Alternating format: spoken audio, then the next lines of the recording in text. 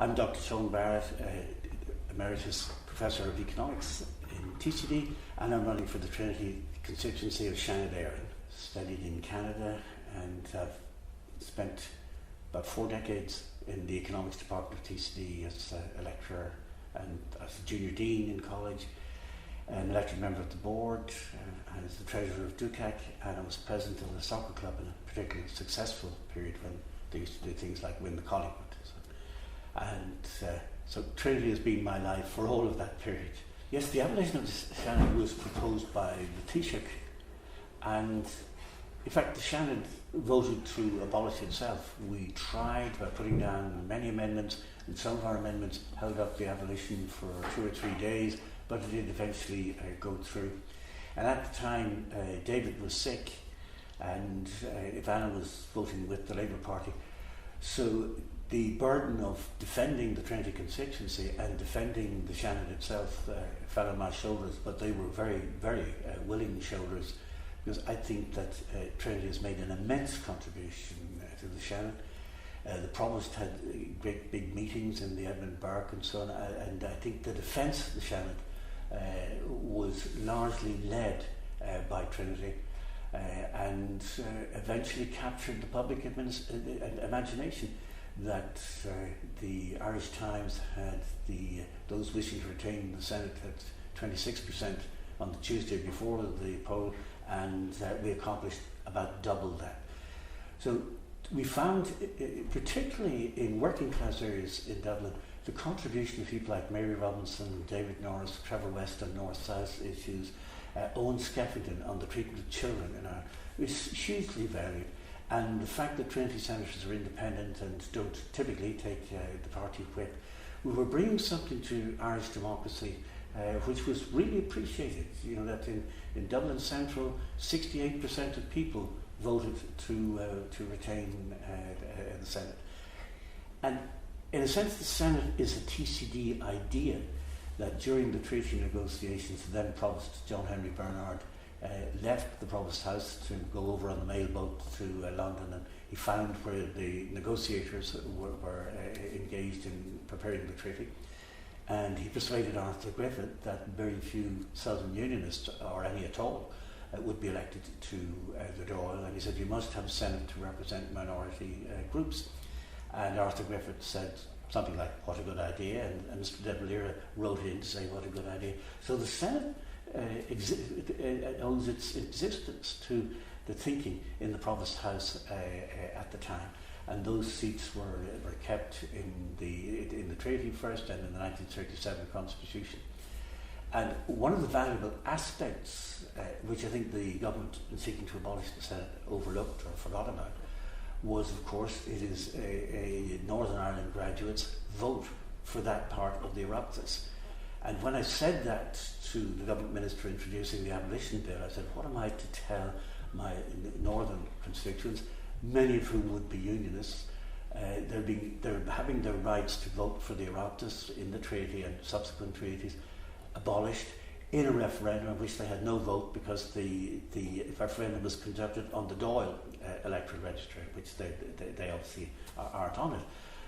And I think that piece of inadvertent clumsiness by the government was a major factor in saying, if we have all island institutions, as TCD is, and it brings that all island dimension to the Senate, let's keep that. And I think I've been one of the leading people in raising Northern Ireland issues in the Senate, and I sit on the North-South Interparliamentary Association. In fact, in Derry last Friday I was talking with Willie Hay, who was the Speaker of the Northern Ireland Assembly, and that's a contribution.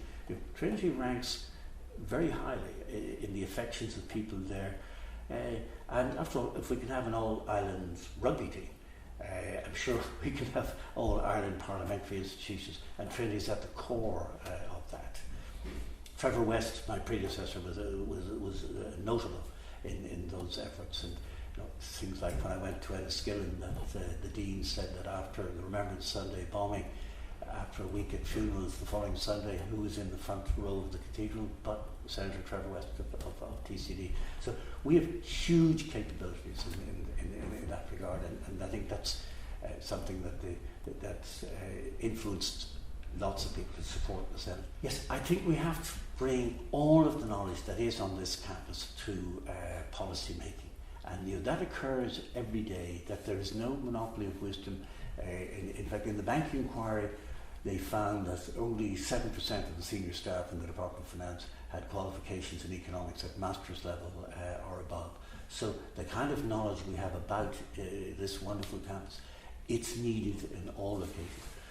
We need to make Ireland fairer. I put down many amendments to try to change the water services bill. I saw in my own hometown of Maynooth that the people protesting against water charges in a march were people who didn't actually have 260 spare euros.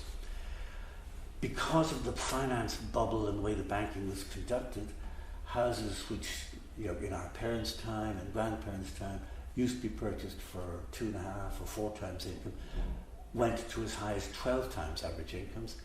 It's still around 6.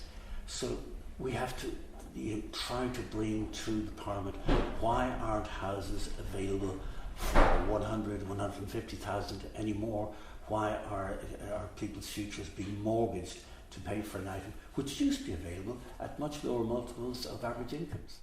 The Seanad has in fact undergone a period of substantial reform. Now we've put down a bill to secure a constituency for the unrepresented colleges, because it's based on the 1937 Constitution, and there were 2 major university groups, the NUI and Dublin University / TCD. So we've asked that another constituency be created for the DIT, Limerick and Dublin City University, and the IOTs up and down the country. And I think I would certainly seek to weaken the whip system. At the moment, the group of independent and university centres are the people who give it its unique character, proposing bills themselves, finding ministers who will agree to amend the government bills, and we've been successful in that, and not to be conducted on a partisan basis, and not to use the or word.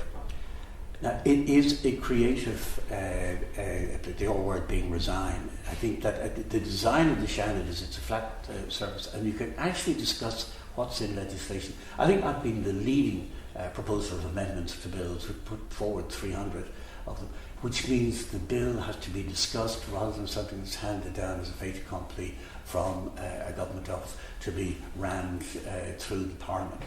So scrutinising legislation, including legislation from Europe, including statutory instruments, that should be the task. I don't think the Seanad should ever attempt to unseat the government or to undermine the authority of the Dáil. But in modern legislation, it is complicated, it needs detailed discussion, and it needs an atmosphere where that can take place.